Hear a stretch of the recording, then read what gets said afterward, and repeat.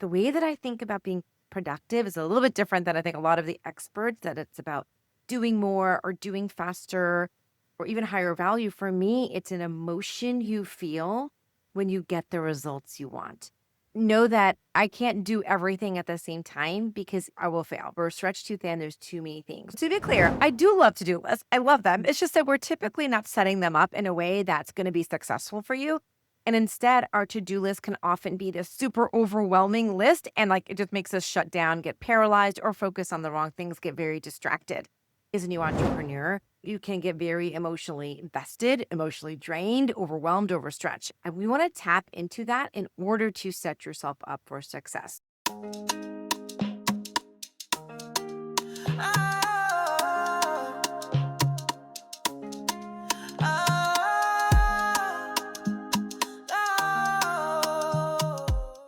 Welcome to the Entrepreneur's Kitchen. Today I have a special guest for you. I have Mridu Parikh, and she is known as the stress squasher. Okay, so if you are an overwhelmed, exhausted, overworked, long to-do list entrepreneur, this is the conversation for you. Mridu, I'd like you to just start by telling us, before you were the stress squasher, what did life look like? What was going on? And how did this all come together? Sure. First of all, thank you for having me. And you nailed my name, which is really unusual. So that's fantastic. Thank you. My previous career that got me into this was that I was a professional home organizer. Before anybody knew what that was, before there was even a thing like that, I could organize homes like amazing, garages and closets and all the things. But quite frankly, my life was a little bit of a mess in terms of my priorities and my goal setting. I had kids, I was raising a family, taking care of them, running the business. And I felt like I wasn't really getting the meaningful things done. So I went on this personal development journey on focus, goal setting, and came out on the other side a couple years later, just really systemizing my life and my business and knocking goals out the door. And I realized I'm like, listen, I cannot be the only person, the only business owner, the only professional who is struggling with these things. And so over time, I transitioned from getting organized at home to really systemizing and organizing your whole life, and especially in the workplace. I love that. You've got the business going, but everything around the business is chaos. Yeah. And you're making a revenue, but it's just your life is stressful. I think a lot of people will be at that point. And take us into 3 by 3 by 3 method to someone Oh, who's yeah. never heard of you before, who doesn't hmm know what this is about. Give us a breakdown. As a business owner or any work environment, you just have so many things on the to do list. It's massive, and there's a million places where you could put your time and energy. And when we look at that list first thing in the morning, we often get really overwhelmed. We start procrastinating what we should be doing, or we're mindlessly going through that list over and over and multitasking, not really like getting anything meaningful done. That happens to the best of us. It happens all the time. I realized I just needed to simplify. And that's probably like the core value in my practice is how can we get the meaningful things done in the most simple, easy way? And that's when the 3 by 3 by 3 method was created. And essentially what that is picking 3 goals every month. 3 goals. It could be one personal, two business, all business, however you want to do it. Again, however it's simplest for you. You pick those 3 goals. And then each week, you pick another 3 goals that are related to those three, right? So, for example, if the 3 goals for the month is you wanted to do a direct marketing campaign, you were going to write a chapter of a book, and you're going to hire an assistant, right? Those are your three. Then this week, we'd have 3 top goals that are related to one of those. Maybe it's I'm going to do a little bit of writing for the book, I'm going to interview somebody for that job, and I'm going to start working on the social media campaign for that launch. So, and then the third one is the 3 by 3 is to really keep you focused, on track, accountable. Is today, when I wake up and I start my day, what are 3 goals that I have every day? Now, they're not always related to the weekly because sometimes just other big priorities have come up during the day and we can't always do that. But at least one of them should be related to what those top 3 weekly goals, which is related to your monthly goals.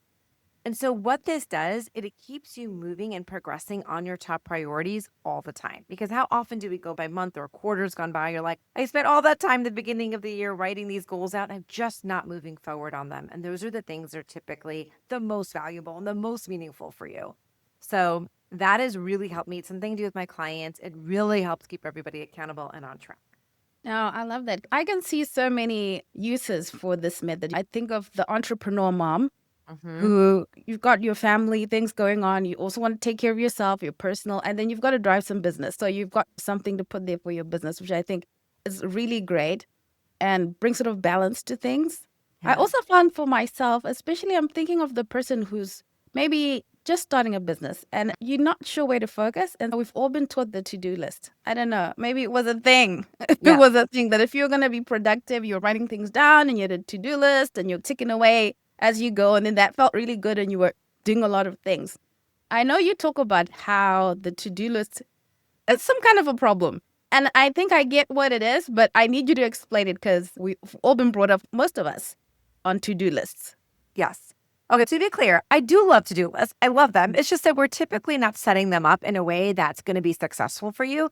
And instead, our to-do list can often be this super overwhelming list. And like it just makes us shut down, get paralyzed, or focus on the wrong things, get very distracted.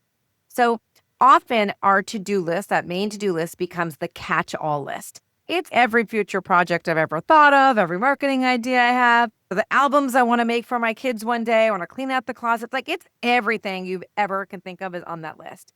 And we really want to just take a step back and say, okay, can I create more of an action list versus just like a brain dump of everything I've ever thought about? Let's get back to what that to do list is supposed to be, which is an immediate action list. And you can have another list of, hey, here are some future projects. Here's something for next quarter. Or if we're using the 3 by 3 by 3, now it simplifies it so much because you can say, hey, on this giant to do list, what are 3 projects or things that I'm going to accomplish this month? And then let me just focus on the tasks that are related to those 3 for this month and make that my to do list. And then put the other things aside. And then next month, I can grab some other ones off that list and let that keep growing if you want. That's fine. Keep adding your ideas on the other one. But you want to stay focused on that action list now so you actually take action. I have to tell you, I'm one of those people who loves to get into the brain dump, and Oh, yeah. I get a kick out of doing the things in the brain dump. So I've actually had to like schedule in my weekly schedule that little white space for picking random things from my brain dump of Hmm. to-do list to Yes. just kind of like make my week not so mundane and just give me that extra little feeling of turning ideas into things, even though they're not my main thing.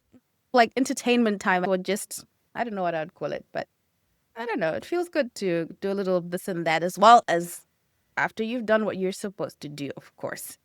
It does. Look, we want to feel accomplished. We want to feel successful. We want to check things off the list. Psychologically, we get a lot of satisfaction, motivation, and we build momentum the more we check things off the list. However, just like you said, you just want to be sure that we're also doing the main thing. The main thing is the main thing and not getting caught up and let me just check off the list, check off the list, check off this list, these other smaller tasks that really don't make me feel successful at the end of the day. The way that I think about being productive is a little bit different than I think a lot of the experts, that it's about doing more or doing faster or even higher value. For me, it's an emotion you feel when you get the results you want. So at the end of the day, if those things that you checked off make you feel really great, you're like, I feel amazing, even if I only checked off 2 things or 10 things, but those were all the things that helped me move forward in my goals. Those were typically the ones that I've been procrastinating, but maybe those are the ones that were hard and I feel really successful. That's fantastic. If you've checked off 10 or 20 things off your list, at the end of the day, you still feel like, man, I got nothing done today. We all have those days. Then you're like, that emotion does not make me feel productive. So that's a great measurement of productivity, is how do I feel at the end of the day? Like you mentioned the psychology. When you do a lot of random things, you get that like quick dopamine of doing Yes. random things. Okay.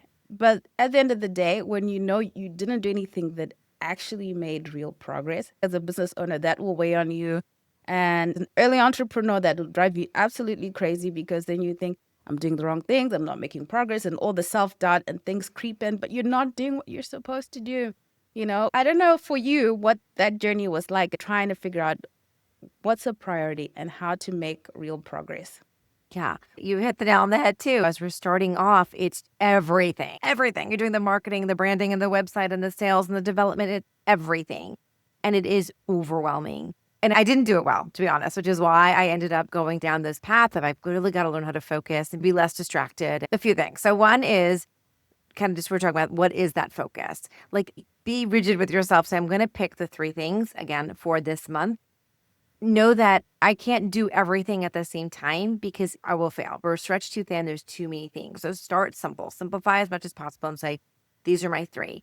And then as you're working on those, I would say, as you're doing them, think, is there a way that I can create a system around it or a routine around it or a practice around it, right? So that I can try to do this as whether it's automated, whether it's just the way that I go into it every day. So maybe it's every Monday, I'm going to work on, if you're doing marketing, I'm going to work on my posts for the week. I'm going to post 3 times every week. And every Monday, that's when I'm going to write them or record them or create the images. And that way you're on a routine, it's systemizing every week. Or if you're like, I'm going to do my budgets, my finance, can I actually get those into a spreadsheet instead of working through my emails? Or can I get onto like a FreshBooks or a QuickBooks? Can I implement something that's more automated? So as you're working on those three, always be asking yourself, is there a way for me to simplify? Is there a way for me to automate or create a system around it? Because what happens otherwise, we get so excited as entrepreneurs, we're doing all the things, and then we're 6 months, a year into it, and you're like, this is chaos. Like, there's just no system to any of this. And then it's hard to play catch up, right? It's hard to get back. It's not that you can't do it, it just takes time. So if you're building it along the way, and no, it's a living document or a living system. You're never done. Years and decades into this, as I'm never done. It's always going to be evolving, but it's so great to start from the beginning. So many things that I've gone through as you're talking about the system, and so many things I've learned about myself as well. Things like energy, also switching between tasks and how do I feel about it? Because sometimes you create a schedule or a timetable, and the way you've set it up, you set yourself up to fail because you do something that totally drains you. And then Yep. the next thing is something that's totally going to drain you again. And as a result, either you procrastinate or you just don't get to it and feel like you can never do it. But it's because you set yourself up to fail. Yes. And I'm thinking about the people who say, I've tried to create a system or I've tried to focus on productivity, but I keep sliding back to overwhelm and I keep spinning wheels. And I just wondered, like, what you'd say to that person to say, okay, how can you think about this? I like you said that this is a living thing. Okay, Yeah. it's not a set in stone. So maybe that first way to think about it. Yeah. So you mentioned how things can be an energy drain. And I've mentioned how I look at productivity from an emotional standpoint. And I think, especially as a new entrepreneur, you can get very emotionally invested, emotionally drained, overwhelmed, overstretched. And we want to tap into that in order to set yourself up for success. So, for example, if you are picking my top 3 things I'm going to do today, I've picked them, I've written them down. How do you create and set up your environment for success before you even jump into number 1? So instead of just like making your list and time blocking it all and saying I'm going to do them back to back and then feeling bad that you didn't get them done, ask yourself, am I setting myself up for success? For example, if the first thing you're going to do is work on that kind of financial spreadsheet, do you have water next to you? Are you in a well-lit place? Is everything cleared off your desk? Is your phone on do not disturb? Do you have the software that you need? Have you told your kids, I need 1 hour of silence, go play outside? What are you doing to set yourself up to be focused, high energy, almost even excited about the things that don't excite you? Light a candle, put on light music, do things because it's hard, right? It's hard to focus all day. It's hard to focus on things you're like learning all day long as an entrepreneur. So do these things. So I think we overlook all of that. We overlook internal energy. We overlook external environmental things around you. We overlook like the mental clarity that we need. Sometimes it's even just pumping yourself up a little bit. Like, did I listen to a good affirmation or read something in scripture this morning? Or like, how do I ground myself to be positive and excited and grounded for the day? So all of those all play into sort of your emotional state before you jump into your tasks. When you're in a corporate environment, if you think of some of the places where people say, if you work for, I don't know, Google or Facebook, they've created that environment for you. Yeah, right. The swimming pool is there and the little meetup Yeah. place and the little coffee place. And they're taking into account all those emotional things that a person needs to perform at their best. Yes. And we're looking at this is what the best companies in the world Hmm. do to make sure that their people can be the most productive and do their best. Now, as an entrepreneur, you've now got to set yourself up Right. for that. And sometimes you don't think about that. So I Yeah. love that you spoke to that. Yeah. And I think another thing that we do is we just think we're going to work 8 hours straight. Again, I'm here all day. Now I have my own time. I'm just going to work through the day. We need breaks. We need rest. But we also need to self care, not self soothe. So just because we have work for 2 hours doesn't mean I have the rest of the day off, unless that's how you've planned it. But at the same time, you might need a 30-minute break. So use things like timers. Actually use the timer. Let it put the ring on your phone. So I take this 30-minute or 15-minute break where I go walk around. I have my water. I have some protein. I listen to something positive. I throw in laundry, whatever it is. But I come back and then sit. I've recalibrated, re energized, and I do another maybe 1 hour work block. I think that's also very important that we're being realistic about the rest and the pause, but understanding that's also helping your energy and keeping you revitalized and re energized throughout the day.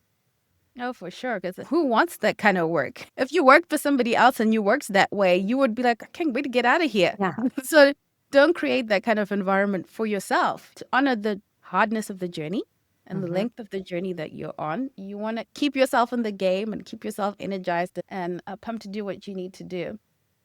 Let's talk about how to scale. Because I think there are people who are thinking about, okay, protecting my priorities and changing the way I lead and delegate and grow my business.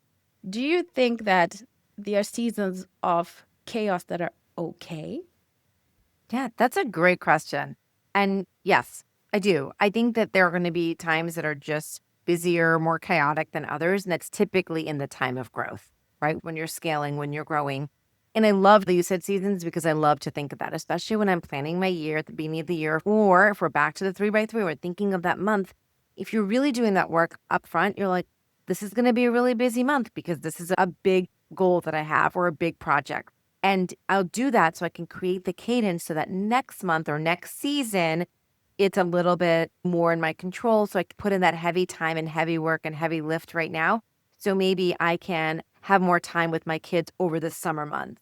And then maybe I know in the fall when they're back in school, I'm going to really pump it up, work really hard, get more in it so that I can again have that time over the holidays to be with my family and be a little bit more present and active. So yes, I think that absolutely. And that's where planning comes in. And it's to know that sort of ahead of time, it changes everything. You can change all of your circumstances then. You're like, hey, first of all, I can communicate this to my loved ones, to my team at home, to my team at work. So everybody's expectations are set.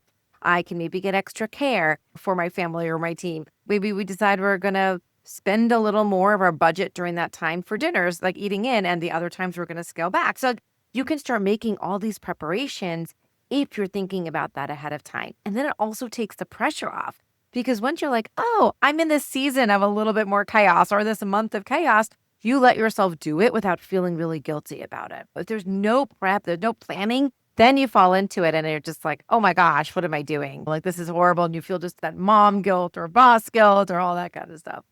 Especially now that it's summer over there, you hear about it a lot, especially from moms who are entrepreneurs, feeling I've got to spend time with my kids. It's the summertime, but Yes. gosh, the business. But Yeah. if you've done that planning and that knowing that you're adjusting things in preparation for what's coming ahead, I love that aspect of your method that I don't know how you termed it, that it's a living thing.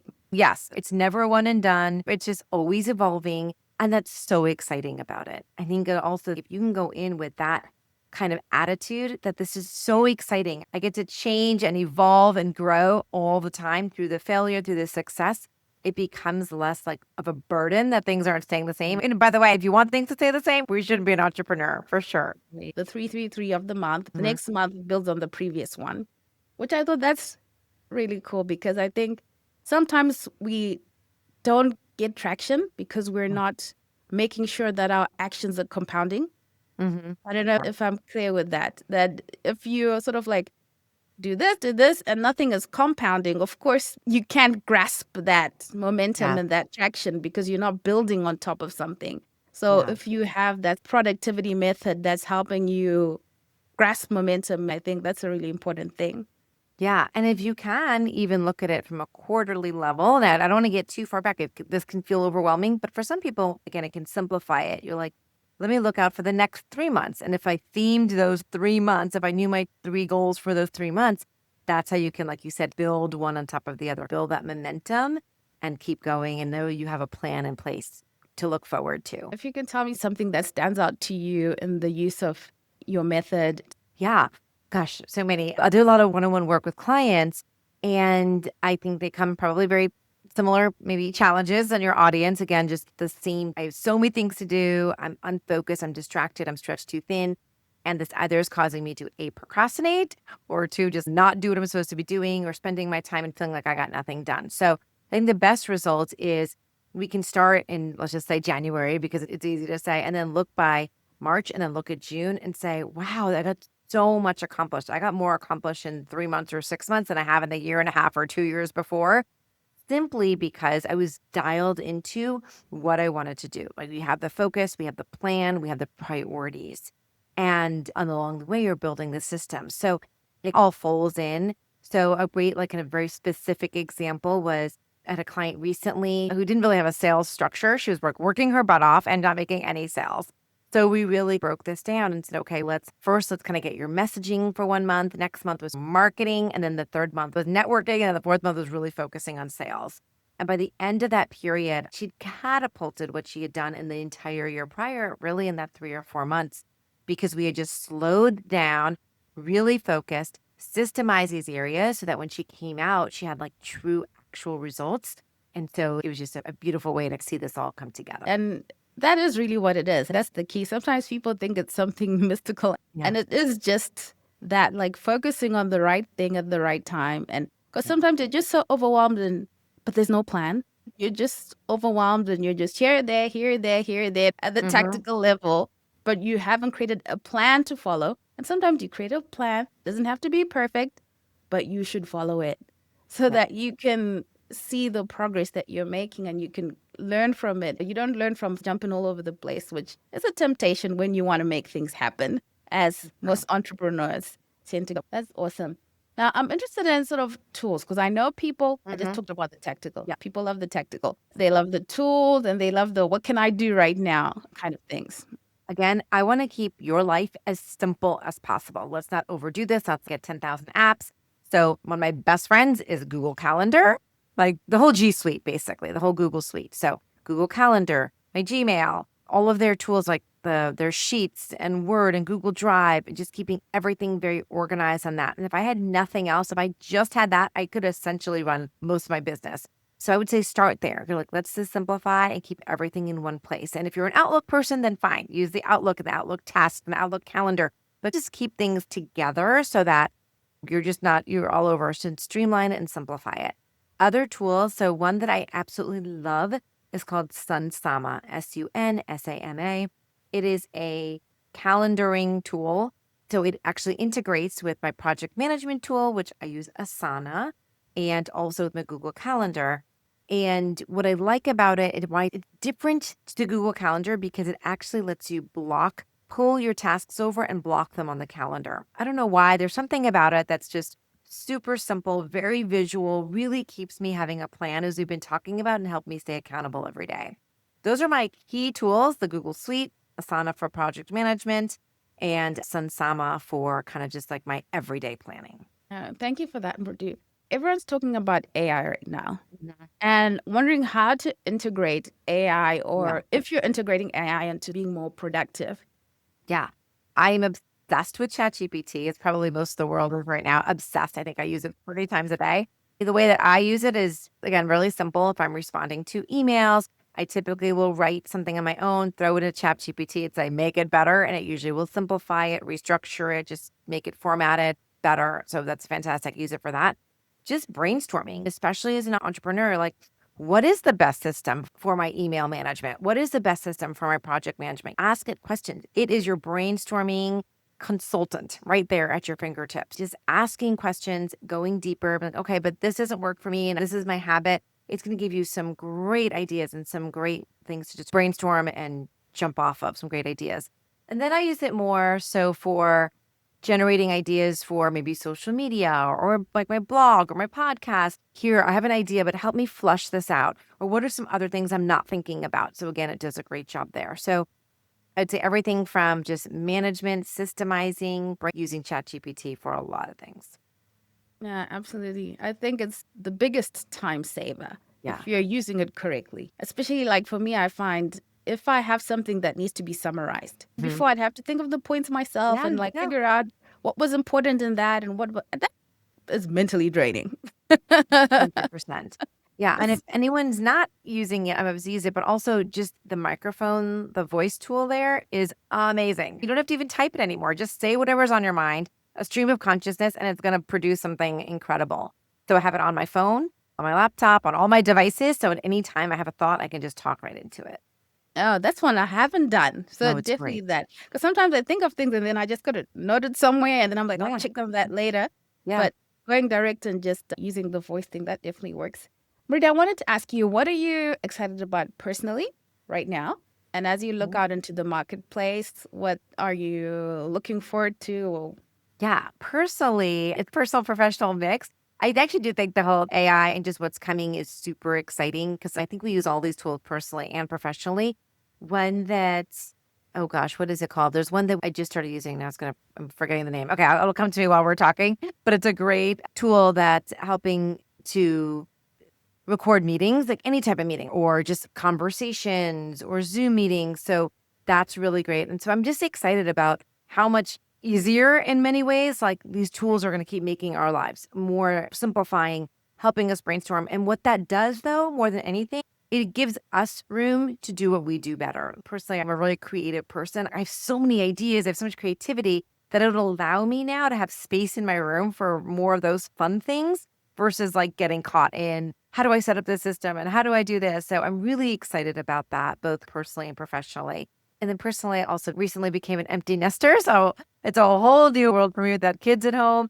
So I'm excited about travel, writing another book, and traveling more also for work and getting on some bigger stages. Oh, wow, that's exciting. Congratulations for that. It's a big thing Yeah. to raise a family. It's a big thing. Yeah. So, we should pat you on the back and say, oh, That's right. congratulations to that. That's awesome. I also love what you said about creating more space. I recently read somewhere that the biggest problem that entrepreneurs have and small business owners have is sometimes we don't create enough time for mastery. We Yeah. get caught up in the doing, Yep. and then we never take whatever it is that's our genius to the level that we can take it Mhm. because we're Yeah. up to here and things to do. And it's great that when you organize your life that way and you can get more done in less time and use the tools and use the AI and create space for mastery, create space for fun, create space for creativity. I think that's exciting right now. Really exciting for It really is. Oh, and I when remember the tool. I said I'd remember while we were talking. yeah. It's called Granola, and it's amazing. And it has changed again, like ChatGPT. It's just changed my life. Okay, we've got to get on that. Yeah, Audience, please do get on that. yeah, Tell us, where can people learn more about you? And you mentioned you've got a podcast, if you can tell us the yeah, details for that. yeah. I'm a little bit of a hiatus right now, but I have over 200 episodes, and anyone can go back to listen to. And it is targeted for the women business owner. So it is called Productivity on Purpose. You can find it on all the places where you find podcasts, but you can find me at anywhere on Life is Organized. My website, there's lots of freebies there for you, how to really take control of your life, be less overwhelmed.